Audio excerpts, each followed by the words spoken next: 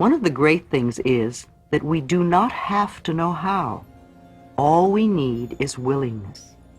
The universal intelligence, or your subconscious mind, will figure out the hows.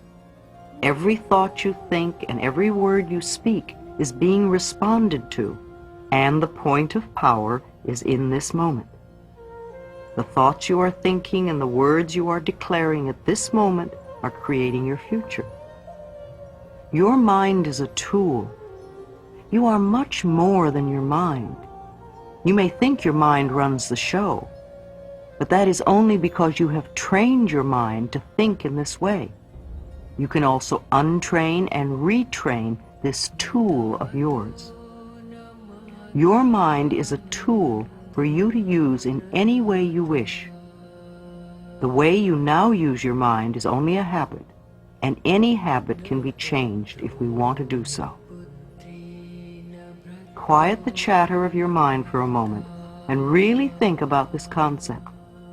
Your mind is a tool you can choose to use any way you wish. The thoughts you choose to think create the experiences you have. If you believe that it is hard or difficult to change a habit or a thought, then your choice of this thought will make it true for you. If you would choose to think, it's becoming easier for me to make changes, then your choice of this thought will make that true for you. There is an incredible power and intelligence within you, constantly responding to your thoughts and your words. As you learn to control your mind by the conscious choice of thoughts, you align yourself with this power. Do not think your mind is in control. You are in control of your mind. You use your mind. You can stop thinking those old thoughts. When your old thinking tries to come back, saying it's so hard to change, take mental control. Tell your mind, I now choose to believe it is becoming easier for me to make changes. You may have this conversation with your mind several times before it will acknowledge that you are in control and that what you say goes. The only thing you ever have any control of is your current thought. Your old thoughts are gone. There's nothing you can do about them except live out the experiences they caused. Your future thoughts have not been formed, and you do not know what they will be. Your current thought, the one you're thinking right now, is totally under your control. You know, if you have a little child who has been allowed to stay up as late as it wishes for a long time, and then you make a decision that you now want this child to go to bed at 8 every night, what do you think the first night will be like? The child will rebel against this new rule and may kick and scream and do its best to stay out of bed.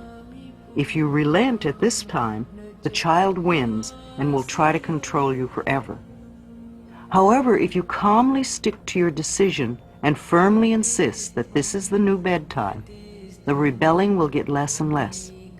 In a few nights, the new routine will be established. It is the same with your mind. Of course it'll rebel at first.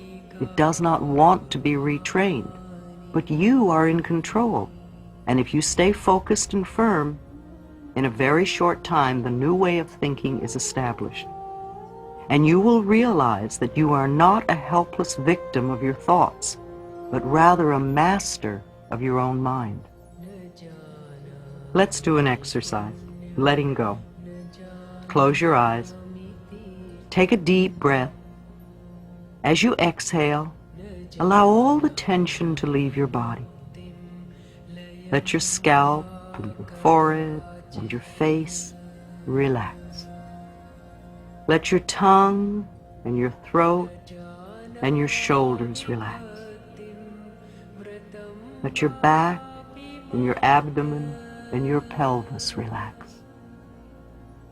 Let your breathing be at peace as you relax your legs and feet. Is there a big change in your body? Notice how much you hold on. If you are doing it with your body, You're doing it with your mind. In this relaxed, comfortable position, say with me, I am willing to let go. I release all tension. I release all fear. I release all anger. I release all guilt. I release all sadness. I let go of all old limitations. I let go and I am at peace. I am at peace with myself. I am at peace with the process of life. I am safe. Repeat this exercise several times. Feel the ease of letting go. Repeat it whenever you feel thoughts of difficulty coming up. It takes practice for the routine to become a part of you. Chapter 7, How to Change. I cross bridges with joy and with ease. I love how-tos. All the theory in the world is useless unless we know how to apply it and make a change. I have always been a very pragmatic, practical person with a great need to know how to do things. The principles we will be working with at this time are nurturing the willingness to let go, controlling the mind, learning how forgiveness of self and others releases us, releasing the need. Sometimes when we try to release a pattern, the whole situation seems to get worse for a while. This is not a bad thing. It is a sign that the situation is beginning to move. Our affirmations are working and we need to keep going. Example, we are working on increasing prosperity and we lose our wallet. We are working on improving our relationships and we have a fight. We're working on becoming healthy and we catch a cold. We're working on expressing our creative talents and abilities and we get fired. Sometimes the problem moves in a different direction and we begin to see and understand more. For example, let's assume you are trying to give up smoking and you are saying, I am willing to release the need for cigarettes. And as you continue to do this, you notice your relationships are becoming more uncomfortable. Don't despair.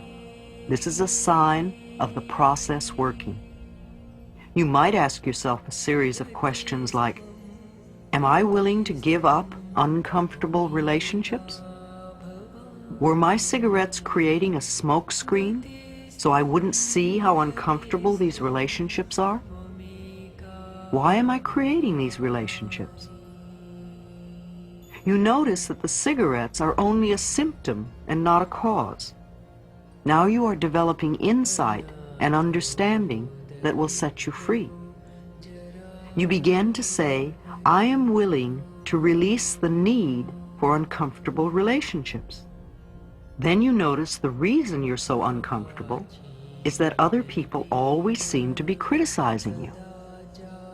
Being aware that we always create all of our experiences, you now begin to say, I am willing to release the need to be criticized.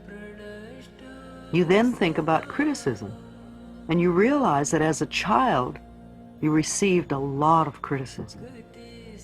And that little kid inside of you only feels at home when it's being criticized. Your way of hiding from this had become creating a smokescreen. Perhaps you see the next step as affirming, I am willing to forgive. And as you continue to do your affirmations, you may find that cigarettes no longer attract you, and the people in your life no longer criticize you. Then you know you have released your need. This usually takes a little while to work out. If you are gently persistent and are willing to give yourself a few quiet moments each day to reflect on your process of change, you will get the answers.